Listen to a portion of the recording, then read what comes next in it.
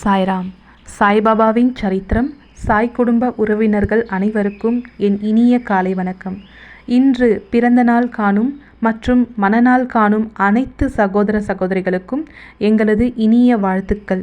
நாம் நம் பிரார்த்தனைகள் மற்றும் வேண்டுதல்கள் பலிக்க நம் சாய்பாபாவின் பொற்பாதங்களில் நம் கோரிக்கைகளை தொடர்ந்து 48 நாட்கள் சங்கல்பம் செய்து கொண்டு பிரார்த்தனாஷ்டகம் செய்வோம். சாய்பாபாவின் ஆசிர்வாதங்களோடு நம் பிரார்த்தனைகள் மற்றும் வேண்டுதல்கள் நிறைவேறி சாய்பாபாவின் அருள்மழை பெற்று மகிழ்ச்சியோடு வாழ்வோம்.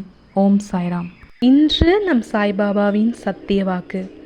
வெகு நாட்களாக, வெகு மாதங்களாக, வெகு வருடங்களாக நிறைவேறாமல் காத்திருக்கும் ஒரு காரியம் கைகூடி வருவதற்கான புது துவக்கம் இது.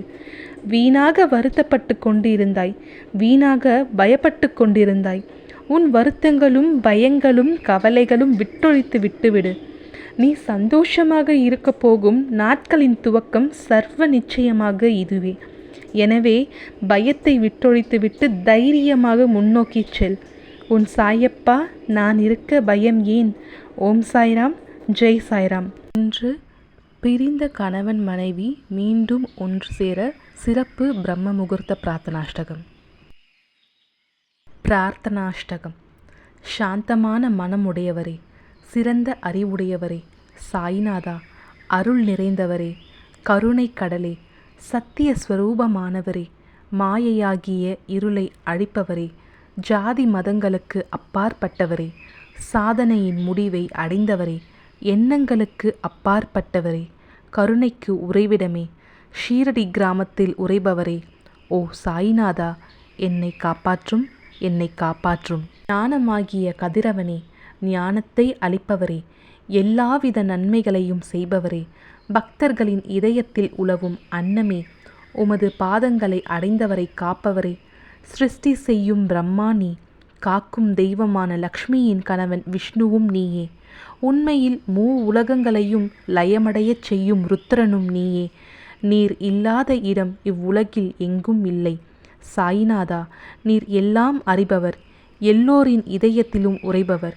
எனது எல்லா குற்றங்களையும் மன்னிக்க வேண்டுமென்று வேண்டுகின்றேன். பக்தியின்மை, சந்தேகங்கள் போன்ற அலைகளை விரைவில் நீக்குவீராக. நீர் பசு, நான் பச்சிலம் கன்று. நீர் சந்திரன், நான் சந்திர காந்தக்கல்.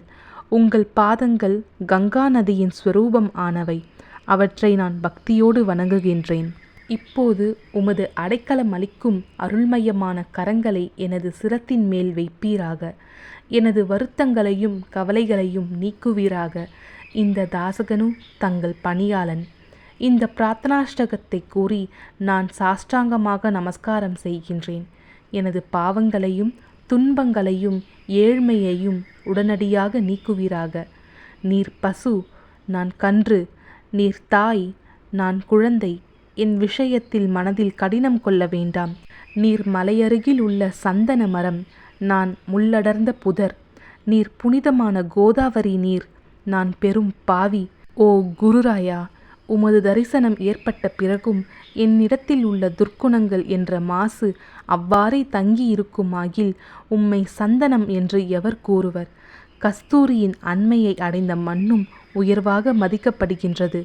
மலர்களின் அண்மையால் நாரும் தலையில் உயர்ந்த இடத்தை பெறுகின்றது. மகான்களின் தன்மையும் இத்தகையதே. அவர்கள் எந்தெந்த பொருட்களை எல்லாம் ஏற்றுக்கொள்கின்றார்களோ அவற்றை உயர்ந்த நிலைகளை அடைவிக்கின்றார்கள். சிவபெருமான் விபூதி, கோவணம், நந்தி ஆகியவற்றை ஏற்றுக்கொண்டதால் எல்லா திக்குகளிலும் அந்த பொருட்களுக்கு மிகவும் மிகுந்த மதிப்பும் மரியாதையும் ஏற்பட்டுள்ளது. இடையர்கள் மகிழ்விக்கும் பொருட்டு பிருந்தாவனத்திலும் யமுனை நதிக்கரையிலும் ஜகத்துக்கெல்லாம் இறைவனானவன் தஹிகலா என்ற விளையாட்டை விளையாடினான். ஞானிகள் அவ்விளையாட்டையும் உயர்வாகவே மதிக்கின்றார்கள். அவ்வாறே நான் துராச்சாரியாயினும் உம்மை அடைந்துள்ளேன். ஓ குருராயா, எனவே இதை பற்றி உள்ளத்தில் எண்ணிப்பாரும். ஓ குருராயா, இகத்திலும் பரத்திலும் எந்தெந்த பொருட்களை சுகம் என்று என் மனம் சந்தேகமற கருதுகின்றதோ அவற்றையெல்லாம் நிறைவேற்ற வேண்டும். உமது கருணையினால் இவ்வாறு செய்துவிடும். எனது மனதை அடக்கிவிடும். சமுத்திரத்தை இனிமையாக செய்துவிட்டால் பிறகு உப்புத்தன்மையை பற்றிய பயம் இல்லை. சமுத்திரத்தை இனிமையாக்கும் சக்தி உண்மையில் உனக்கு உண்டு. எனவே தாசகனுவின் இந்த வேண்டுதலை நிறைவேற்றுவீர். என்னிடம் என்னென்ன குறைகள் உள்ளனவோ அவை அனைத்தும் உமதே. சித்தர்களுக்கெல்லாம் அரசனான உமக்கு குறை என்பது பொருந்தாது.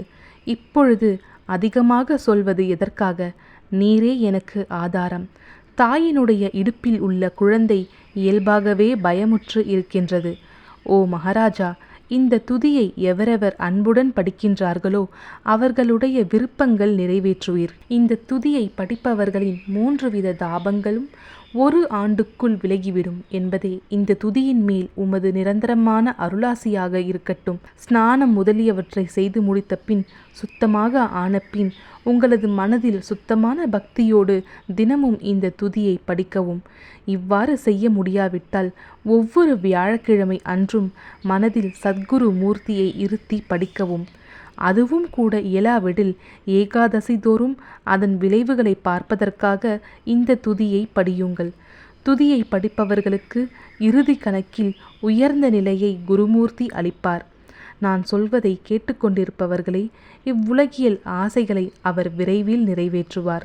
இந்த துதியை பாராயணம் செய்வதால், மீண்டும் மீண்டும் படிப்பதால் முட்டாள்கள் அறிவாளிகள் ஆவார்கள்.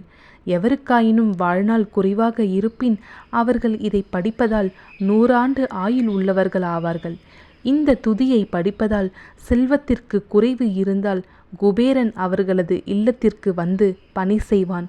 இது சத்தியம், இது சத்தியம், இது சத்தியம் என்று மும்முறை உரைக்கின்றேன். சந்ததி அற்றவர்களுக்கு இந்த துதியை படிப்பதால் குழந்தை செல்வம் கிட்டும். இதனை படிப்பவர்களின் ரோகங்கள் முற்றிலும் நீங்கிவிடும்.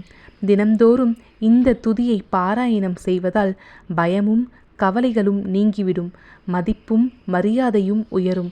அழிவற்ற பிரம்மத்தை உணர்வார்கள். ஓ அறிவாளிகளே, உமது உள்ளத்தில் இந்த துதியை பற்றி நம்பிக்கை கொள்ளுங்கள். தர்க்கங்கள், தவறான எண்ணங்கள் ஆகியவற்றிற்கு கொஞ்சம் கூட இடம் கொடுக்க வேண்டாம். ஷீரடி சேஸ்திரத்திற்கு கிரமமாக யாத்திரை செல்லுங்கள். பாபாவின் திருவடிகளை மனதில் இருத்துங்கள். அவர் அனாதைகளின் உறவினர். பக்தர்களின் விருப்பங்களை பூர்த்தி செய்யும் கற்பகத்தரு. அவருடைய பிரேமையினாலேயே இந்த துதியை எழுதினேன். இல்லாவிடில் பாமரனாகிய என்னால் இத்தகைய படைப்பு எவ்வாறு ஏற்பட முடியும்? சக ஆண்டு 1918 ஆண்டில் பாத்திர பதமாதம் சுத்த பக்ஷத்தில் கணேச சதுர்த்தி திதி அன்று திங்கட்கிழமை 2வது பிரகாரத்தில் புனிதமான நர்மதா நதி தீரத்தில் மகேஸ்வரர் என்ற கஷேத்திரத்தில் ஸ்ரீ அகல்யா தேவியின் சன்னதியில் ஸ்ரீ சாயிநாத ஸ்தவன மஞ்சரி நிறைவடைந்தது. மகேஸ்வரம் என்ற புகழ்பெற்ற கஷேத்திரத்தில் இந்த துதி நிறைவடைந்தது. ஸ்ரீ சாயிநாதர் என் மனதுட்புகுந்து ஒவ்வொரு பதத்தையும் என்னை கூற வைத்தார். தாமோதரன் என்ற சீடன் இந்த துதியை எழுதினான். தாசகனுவாகிய நான் எல்லா மகான்களுக்கும் பணியாள். ஸ்ரீ சாயிநாத ஸ்தவன மஞ்சரி சம்சார சாகரத்தை கடக்க உதவட்டும். ஓ பாண்டுரங்கா, இதுவே தாசகனுவின் பக்தி மிகுந்த பிரார்த்தனை. மங்களம், சுபமங்கலம். ஸ்ரீ சச்சிதானந்த சமர்த்த சத்குரு ஸ்ரீ சாய்நாத் மகராஜ் கி ஜெய்.